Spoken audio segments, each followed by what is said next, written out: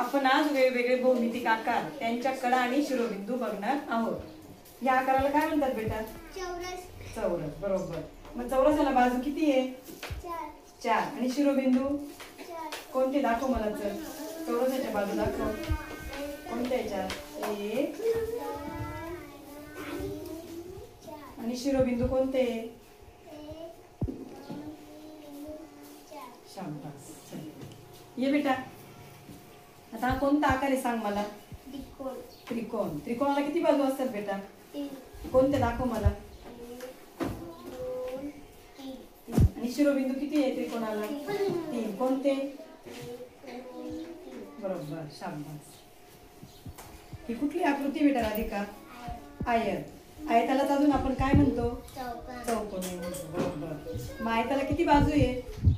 4 आणि शिरोबिंदू किती आहे? 4 कोणते शिरोबिंदू दाखव मला? 1 2 3 आणि बाजू? 4 कुठला आकार आहे बेटा? कोणती आकृती आहे?